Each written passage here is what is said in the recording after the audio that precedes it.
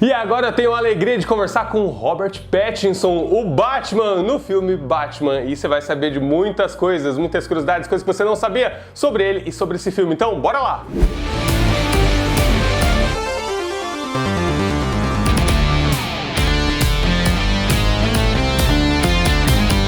Robert Pattinson, é uma alegria muito grande ter você aqui no Warner Play. E eu quero começar já no início perguntando sobre como que o Batman começa a se envolver nessa investigação toda do filme.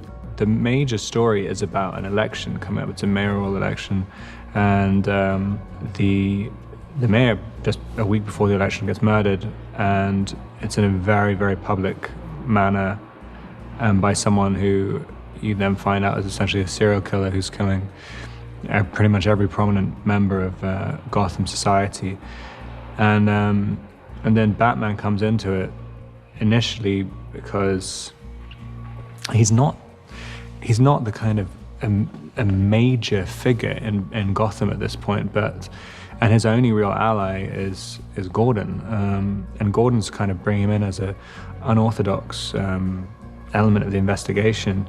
This is by far the most major adversary he's come across, and also the Riddler is addressing everything directly to Batman, so that's really why he's becoming involved in the investigation, the major reason. E a gente sabe que não é fácil interpretar o Batman. A gente sabe que teve muitos Batmans de sucesso que os fãs gostam demais. Eu queria saber como que foi fazer essa interpretação do Batman para você. I think the things that make the performance hard were also what make it appealing. I mean, there's the legacy of people who played it and the directors who worked on it. It's kind of, it both kind of increases the pressure on you, but shows that there are lots of different angles to the character, and it's almost like the more people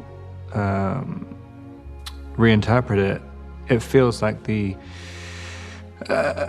space to reinvent it gets smaller, but I think it actually just gets more specific, and it's kind of that I find that really fun to try and find just a new way of doing something when, you know, a lot of your heroes have played it before, and try and find a new angle on it. E nessa reinvenção, nesse novo ponto de vista, qual que é a diferença desse Batman agora, do filme Batman, para os outros que a gente estava acostumado a ver nos cinemas? He doesn't necessarily know that he's going to save the day, and I think that's a kind of important differentiation of this Batman. I think he doesn't know if being Batman is going to work or do anything. He's just compelled to do it more than thinking like, oh, I've made a plan, I'm going to be Batman, and this is what's going to happen afterwards. He doesn't know, but he knows that there is no other option.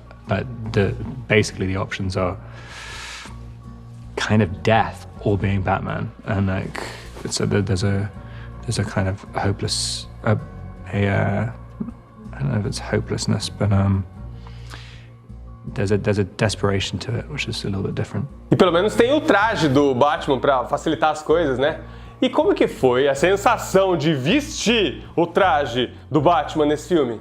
You realize quite quickly there's benefits of you put on the suit and you immediately feel incredibly powerful.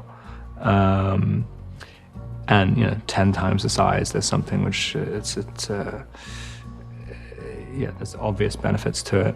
But then 10 minutes later you realize if I even slightly exert myself, I'm pouring sweat, and also just to try and figure out how to project a performance through a mask. Basically, it's kind of, you realize pretty quickly that this is way harder than a normal part, and has its own very, very specific set of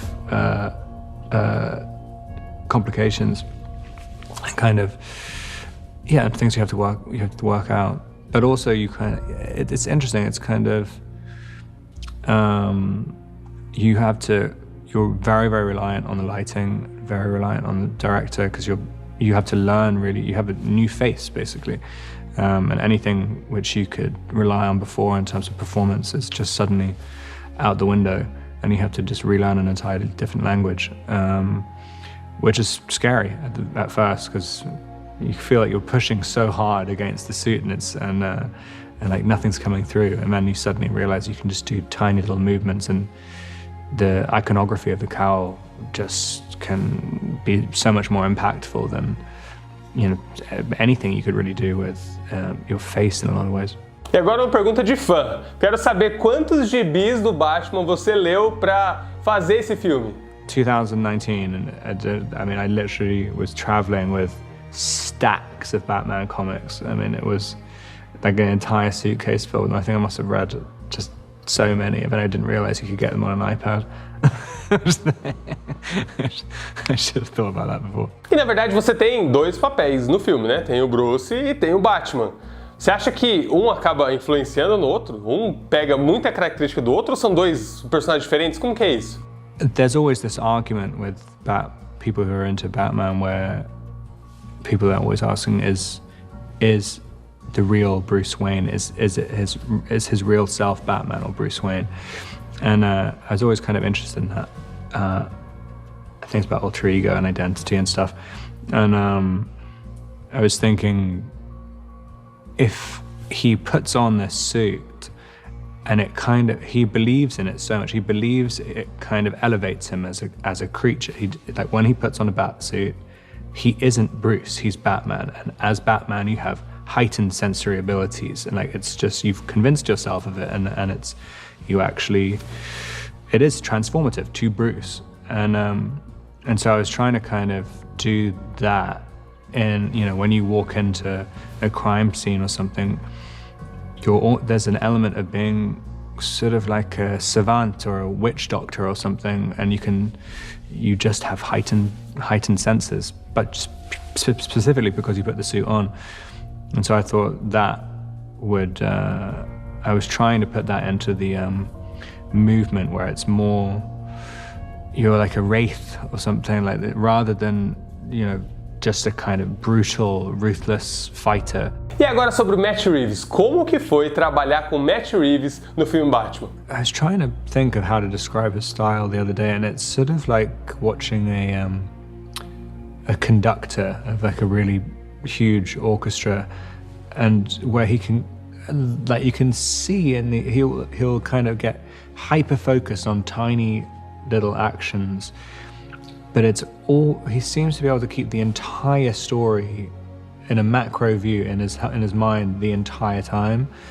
And so when you're being like, I just don't really understand how he does it. I mean, there's kind of, he'll be looking at the tiniest little thing of like how you put an object down on the table, and you can see that he's trying that, the way you do that movement is moving the entire movie in his head, which, yeah, I don't understand how you have a brain which can kind of keep that in the entire time. Also to watch him when he was directing basically 3 units at the same time, I mean, it's just like, you really trust it. You can feel how much he cares about it. He's never rushed. Like you can feel like, you know, he'll only move on when he feels like he's got what he needs for the movie. And yeah, and I kind of isn't afraid to stray a little bit from the kind of Batman canon a bit. I mean, there's definitely made some pretty bold stylistic choices, but also like story choices as well. I mean, there's kind of things which I'm not sure if even some of the major plot points are even in the comics or anything.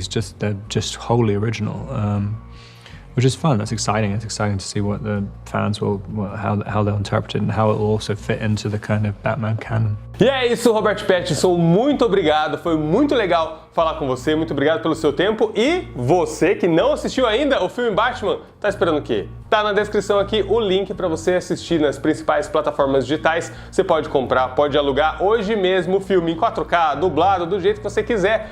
E eu fico por aqui. Antes, dá um like aqui nesse vídeo se você gostou. E também eu te convido a se inscrever, porque não tem desvantagem, o Warner Play trazendo várias informações exclusivas para vocês de Batman e também de todo o universo Warner. Beleza? Um abraço, eu fico por aqui, até o próximo vídeo e tchau!